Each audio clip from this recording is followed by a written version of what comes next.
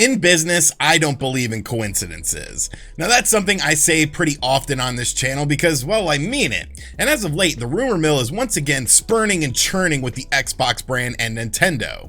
Lately, I've been racking my brain over this because there's so many things that have been happening for both companies, and I was trying to draw parallels, but quickly realized something like this would be unprecedented in the gaming industry. Sure, we've had these rumors before, but now things, coincidences if you will, are starting to emerge with this, and in business, I don't believe in coincidences. So today we're going to talk about what is causing people to think something big is happening between Microsoft and Nintendo, why it makes sense for both companies, and then try to figure out the final puzzle piece, what this could actually be. What's going on, guys? I'm RGT85. If this is your first time on the channel, welcome. Be sure to hit that subscribe button and be sure to like and share the video. But without any further ado, let's talk about this partnership between Microsoft and Nintendo, what we've seen so far, and potentially what the future holds for it as well. Now, first off, let me say one thing. I'm not hinting at anything in this video. I don't have any insider information or anything like that. This is just me sort of analyzing what we've seen so far and then speculating on what we have seen thus far with this situation. Many people are quick to write off that anything is indeed happening between Xbox and the Nintendo Switch because it goes against the notion that we've really had since the 8-bit era, the whole console wars thing. But looking at the current landscape of video games, it's a huge disservice to compare it to that because it's a completely different game right now. Think of this, if somebody had told you that before the Nintendo Switch launched, that the system would have tons of cross-platform games that you could play on your Xbox or your Switch. Banjo-Kazooie, who is owned by Rare and Rare is owned by Microsoft, would be a character in the new Smash Brothers game, and first-party Xbox titles such as the Ori series and Cuphead would end up on the Nintendo Switch as well, people would have looked at you like you were an idiot. But correct me if I'm wrong, which I'm not, but all of these things have already happened thus far, with Xbox and Nintendo pretty much forcing Sony to play along with some games when it comes to cross-platform games, because honestly, they just kind of looked like the bad guys in the situation. So it's not like we don't already have a solid foundation with this relationship already, but let's talk about why, once again, things are heating up with this discussion. First off, Phil Spencer. Good old slick Philly Willy. Now, Phil Spencer is an interesting cat, and you might remember the shelf incident before the Xbox Series S was first introduced, in which the system was sitting on Phil Spencer's shelf clear as day, but nobody knew what the hell it was. In retrospect, everyone was amazed with this revelation, and now he's become a shelf watcher when it comes to Phil Spencer when he's talking about things. Now, in a recent interview with Phil Spencer, the shelf behind him held many things on it, and since then, many industry people have come out and said that this was not a coincidence, and everything that was shown was there for a reason. Now, some of these things include a Death Stranding statue, which allegedly now, after Sony was not too happy with the performance of Death Stranding, Kojima is now allegedly working on a new project with Xbox. But of course, there's also a Nintendo Switch there. Once again, many people have come out and said, yes, this is a sign of something, and that we'll learn about it more in these coming months. Could it be a coincidence? Sure, but once again, I don't believe in coincidences in business. Then, of course, we have had the bizarre incident with the official Halo account sharing some fan art over on Instagram. Of course, everyone loves Master Chief, and Halo is a hot property which has sizzled down over the past few years, but still has strong nostalgia and name value, I feel. So what was the big deal about sharing some fan art? Well, I mean, look at it. Obviously, it's very well done, but that ain't Master Chief, that's Master Mario. As you can see, there are other Nintendo characters involved in this as well. So sure, I mean, it's great fan art, looks really well done, but why in the hell would the official Halo account share this unless there was a reason? Once again, you could chalk it up to coincidence, but I'm not buying it. Now that we've gotten all that stuff out of the way, it's time to talk about the Microsoft and Nintendo relationship thus far, because a lot of people see this as a one-sided affair, with Nintendo really reaping the rewards from this relationship, but I don't think that's the case at all, and I'm here to tell you guys why. Yes, Nintendo getting games, having cross-platform games, and so on does make it appear on the surface at least that it is a one-sided relationship, but Microsoft gains two things with this relationship that they are clearly focused on in this generation: more revenue from these games and an entry into Japan.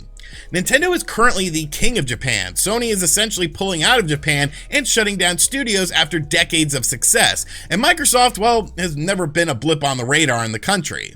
If Microsoft can't sell their own hardware in the Xbox brand in Japan like they want to, but can still get revenue from their sales of games in Japan by being on Nintendo platforms, which, looking at their business strategy, seems to be the end goal for them, getting people to play their games no matter what device it's on is the main goal here. And it's definitely beneficial for Microsoft to want to expand upon this because it extends their reach, albeit in a non-conventional way. So the notion that this is a lopsided affair is honestly pretty silly to me because Microsoft isn't dumb and they obviously see a value in this to keep wanting to extend this relationship, and Nintendo is wise to play along with them. But the final thing that really comes along with this is, what is the next step for this relationship? What is Microsoft and Nintendo going to do to extend this relationship? Will we continue to see smaller Xbox exclusive games come over to Nintendo, or will they take this to another level? Now, like I said, this is pure speculation on my part, but I do see some things that I could definitely see potentially happening with this relationship. First off would of course be the expansion of more games, which, I mean, really isn't a hot take or anything like that, but there's a few titles that stick out in my mind that would definitely make the most sense. The first of them being, of course, well, Rare Replay. The fact that Rare Replay isn't on the Nintendo Switch yet is honestly kind of shocking to me because of the fact that many of these games represented in Rare Replay are of course known for being on Nintendo platforms. It's an older game that's run its course in terms of sale on Xbox platforms, and I honestly think if it were to release on the Nintendo Switch, the games would easily surpass the sales of the Xbox One version of the game. There's nothing too taxing with it either for hardware purposes, although maybe something like Perfect Dark Zero could be a little bit tricky, but let's be realistic, that game sucks ass anyways, and you could definitely leave it off, and I don't think anyone would care. Another game would of course be the Halo Master Chief Collection. Now this of course would tie into the picture that we saw earlier from Halo's Instagram account, and once again I think makes perfect sense. The Nintendo Switch has games like Doom and Wolfenstein on it, showing that yes, it can run first-person shooters like this.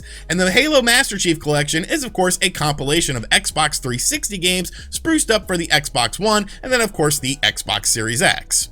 It would be a great value to add this collection on the Nintendo Switch. These games still have a very large dedicated fan base that play them, and you could easily do things like cross-platform play, which would be a huge selling point for these games. And then maybe we get a new Smash character with Master Chief, which of course would extend the Halo reach in Japan leading up to the release of Halo Infinite if this is all timed correctly. But my final idea is something that we've talked about on this channel before, is definitely something I think has a possibility of happening. Other people have talked about it before, but not necessarily in the current state that it's in. And that would of course be Xbox Game Pass and Xcloud coming to the Nintendo Switch. Look, I'm not a huge fan of cloud gaming and subscription services. I like to own my games, but to downplay the success and really the intrigue of Xbox Game Pass and Xcloud would just be absolutely ridiculous. We already have cloud-based games on the Nintendo Switch already, with games like Control and Hitman 3, while yes, they can be a bit rough around the edges, but still they offer you an experience that you would not have access to on the platform otherwise. Microsoft wants to extend Game Pass onto everything they can, but obviously something like the Nintendo Switch wouldn't be able to handle the intrusive download file sizes for many of these games because, well, it only comes with a 32 gig memory card installed that, yes, you can upgrade, but let's be real, some of these games hit triple-digit file sizes just for one game. And that is where Xcloud comes into play. Now, Xcloud already allows you access to select Game Pass games and play them on things like a mobile device via the cloud, and while not perfect, it works pretty damn well. This would be something I could totally see on the Nintendo Switch, but not necessarily focused on the Nintendo Switch. You aren't going to get a million games like you get on Game Pass on your Xbox Series X or anything like that. Probably a more streamlined experience with lesser games that are curated by Xbox to play them via the Xcloud. But still, these would be games that aren't coming to the Nintendo Switch natively, or games that Nintendo and Microsoft agree would work best for the platform. You could easily increase the value of the Nintendo Switch Online service with this as well, offering your standard tier that allows you things like your Pac-Man 99, your NES and your SNES games, and the ability to play online. And then a premium bundle that would include this Xcloud service that brings you a bunch of more games via the cloud. And bringing everything back full circle, this would allow Microsoft to expand into the Japanese marketplace heavily, especially when you consider things like Assassin's Creed Odyssey and Resident Evil 7 already have cloud versions on the Nintendo Switch that never left there, so cloud gaming is accepted in Japan. It's honestly a win-win for both companies. But like I said, this is really just me speculating on things. I mean, maybe it is a big coincidence. Maybe it is a big coincidence that Phil Spencer was prominently displaying a Nintendo Switch on the backdrop for his interview. Maybe it was a big coincidence that Halo, of course, shared off a Mario-themed Halo fan art picture that really made no sense to share it off other than the fact that it would spark intrigue. Maybe it is a coincidence, but no. I don't believe in coincidences in the business world, and all of these things lining up just really show me that something is going to happen. I could be completely wrong on this, but I definitely don't feel like I'm wrong with this. Where there's smoke, there's fire. And right now, like, call the fire department, man, because like we're burning down the house. The roof is on fire. We don't need no water. Let that all right, you know, I'm not trying to get demonetized here, but those are just my thoughts on this situation going on. Let me know in the comments section down below what you think of all this. Is this one big just coincidence? Is nothing going to happen with this? Is the relationship over? Or do you see Nintendo and Microsoft potentially taking it to that next level and doing something that we've never seen before in video games? And as always, guys, thank you for checking out this video. If you are new to the channel, be sure to subscribe and turn on notifications. Share the video if you enjoyed it. Check out other videos on the channel as well. And as always, I'll catch you guys on the next one. Later.